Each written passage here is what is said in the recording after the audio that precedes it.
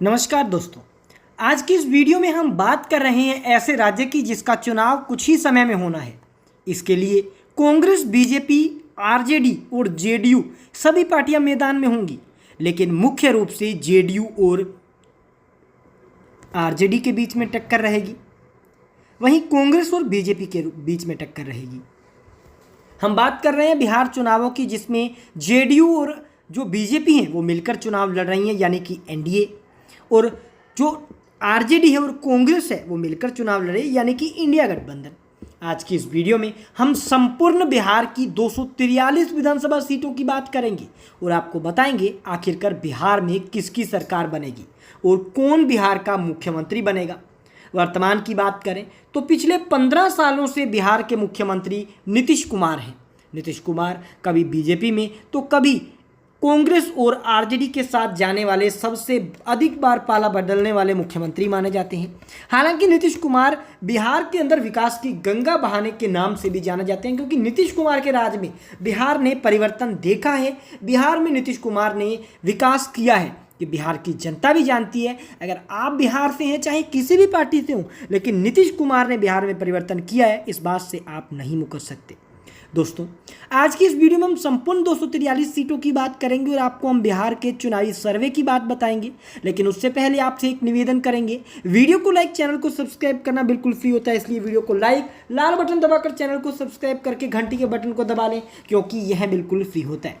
दोस्तों, सबसे पहले अगर हम बात अररिया की 6 विधानसभा सीटों की करें तो 2 सीटों पर तो इंडिया गठबंधन जीत हासिल करेगा, वहीं 4 सीटें एनडीए के खाते के अंदर जाएंगी। अगर हम बात करते हैं अरवल जिले की 2 सीटों की, तो दोस्तों जहां 1 सीट इंडिया गठबंधन जीत हासिल करेगा, वहीं 1 सीट पर एनडीए गठबंधन भी जीत हासिल कर सकता है। वहीं अगर हम बात औरंगाबाद की 6 सीटों की करते हैं तो दोस्तों 2 सीटों पर जहां इंडिया गठबंधन आगे है, वहीं 3 सीटों पर एनडीए तो 1 सीट अन्य के अंदर जा रही है। वहीं बात बांका जिले की करें 5 सीटों की, 2 सीटें इंडिया गठबंधन, 3 सीटें एनडीए महागठबंधन और 0 सीट अन्य के अंदर जा रही है। अगर हम बात करते हैं दोस्तों बेगूसराय की 7 विधानसभा सीटों की, तो 2 विधानसभा की सीटें इंडिया गठबंधन के अंदर, 5 विधानसभा की सीटें एनडीए महागठबंधन के अंदर जा रही है। वहीं हम बात भागलपुर की 7 विधानसभा सीटों की करें तो 4 विधानसभा की सीटें इंडिया गठबंधन के अंदर जा रही है, वहीं 3 विधानसभा की सीटें एनडीए महागठबंधन के अंदर जा रही हैं। वहीं हम बात भोजपुर की 7 विधानसभा सीटों की करते हैं, 2 विधानसभा की सीटें इंडिया गठबंधन के अंदर जा रही हैं, 5 विधानसभा की सीटें एनडीए गठबंधन के अंदर जा रही हैं। वहीं अगर हम बात बक्सर की 4 विधानसभा सीटों की करते हैं तो दोस्तों 2 सीटें जहां इंडिया गठबंधन हासिल करेगा तो 2 सीटें एनडीए गठबंधन हासिल करेगा। अगर हम बात दरभंगा की 7 सीटों की करें तो 2 सीटों पर इंडिया गठबंधन जीत हासिल करेगा, 2 सीटों पर दोस्तों 4 सीटों पर एनडीए गठबंधन जीत हासिल कर सकता है।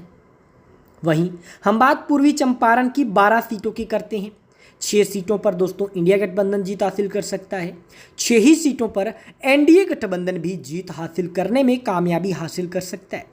अगर हम बात करते हैं दोस्तों गया जिले की 10 सीटों की, तो 3 सीटों पर इंडिया गठबंधन जीत हासिल कर सकता है, वहीं 7 सीटों पर एनडीए गठबंधन जीत हासिल करने में कामयाबी हासिल कर सकता है। अगर हम बात गोपालगंज की 6 विधानसभा सीटों की करें तो 2 सीटें इंडिया गठबंधन के खाते में जा रही है, 4 सीटें एनडीए गठबंधन के खाते में जा रही है और 0 सीट अन्य के अंदर जा रही हैं।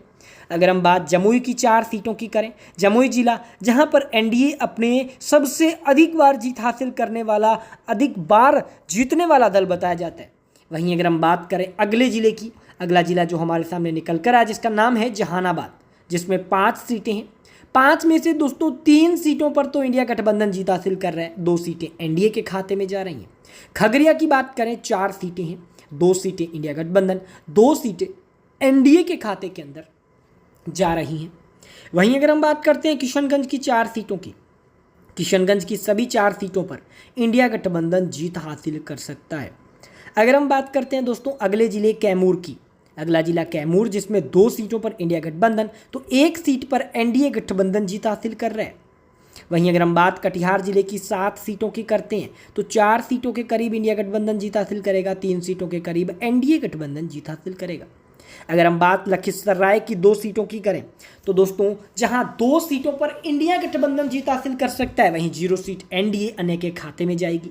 मधुबनी की 10 सीटों की बात करें, 4 सीटें इंडिया गठबंधन, 6 सीटें एनडीए गठबंधन, 0 सीट अन्य के अंदर जा रही है। वहीं बात मुंगेर जिले की 3 सीटों की करें तो 2 सीटें इंडिया गठबंधन, 1 सीट एनडीए महागठबंधन के खाते के अंदर जा रही है। वहीं अगर हम बात करते हैं दोस्तों मधेपुरा की 4 सीटों की, जहां 2 सीटों पर इंडिया गठबंधन जीत हासिल किए हुए है, तो 2 सीटों पर एनडीए गठबंधन भी अच्छा खासा प्रदर्शन कर रहा है। वहीं अगर हम बात मुजफ्फरपुरा की करते हैं तो 11 सीटें आती हैं और इसमें दोस्तों इंडिया गठबंधन मुजफ्फरपुरा में थोड़ा एनडीए से मजबूत रहेगा और एनडीए यहाँ पर मात्र 3 सीटें हासिल कर रहा है। वहीं बात नालंदा की करें, जहां विश्व का सबसे बड़ा पुस्तकालय विश्वविद्यालय नालंदा विश्वविद्यालय है, 7 सीटें हैं, 4 पर इंडिया तो 3 पर एनडीए। वहीं बात नवादा की 5 सीटों की करें तो 3 सीटें इंडिया गठबंधन, 2 सीटों पर दोस्तों एनडीए के खाते में जीत जा रही है।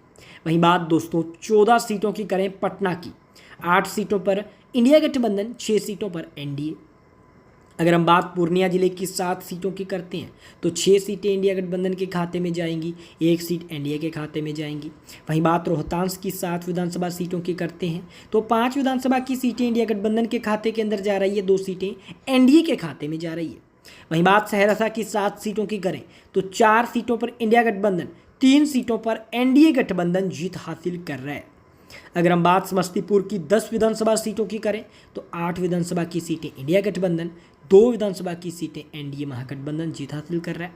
अगर हम बात शिवहर की 1 सीट की करते हैं, शिवहर की ये जो 1 सीट है वो इंडिया गठबंधन अच्छे खासे मार्जिन के साथ हासिल करेगा, एनडीए यहाँ पर काफ़ी पिछड़ा हुआ देखने को मिलेगा। वहीं बात शेखपुरा की करें, शेखपुरा में 2 विधानसभा की सीटें हैं, जहाँ 1 सीट इंडिया गठबंधन तो 1 सीट एनडीए गठबंधन हासिल कर सकता है।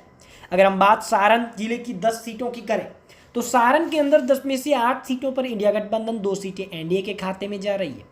वहीं बात सीतामढ़ी की 8 सीटों की करें तो 4 सीटें इंडिया गठबंधन, 4 ही सीटें दोस्तों एनडीए के खाते में जा रही है, अन्य का खाता है नहीं खुलने वाला। सुपौल जिले की करें 5 सीटों की तो 3 सीटें इंडिया गठबंधन, 2 सीटें एनडीए के खाते में जा रही है। वहीं बात सिवान जिले की 8 सीटों की करें तो 5 सीटों पर इंडिया गठबंधन, 3 सीटों पर एनडीए तो 0 सीट अन्य के अंदर जा रही है। वहीं अगर हम बात वैशाली जिले की 8 सीटों की करते हैं तो 3 सीटें इंडिया गठबंधन, 5 सीटें एनडीए के खाते में तो 0 सीट अन्य के अंदर जा रही है। पश्चिमी चंपारण की 9 सीटों की बात करें, 6 सीटें इंडिया गठबंधन, 3 सीटें एनडीए गठबंधन, 0 सीट अन्य के अंदर जा रही है। कुल मिलाकर हमने बिहार की 243 विधानसभा सीटों की बात कर ली है, जिसमें 131 सीटों के करीब इंडिया गठबंधन, 110 सीटों के करीब एनडीए गठबंधन, 2 सीटों के करीब अन्य हासिल कर सकता है। यानी कि बिहार का जो बहुमत का आंकड़ा है 122 सीट, उसे हासिल इंडिया गठबंधन कर सकता है। हालांकि ये सरकार कितने समय तक चलेगी थोड़ा कहना मुश्किल रहेगा, क्योंकि एनडीए के पास भी 110 सीटों के करीब सीटें होना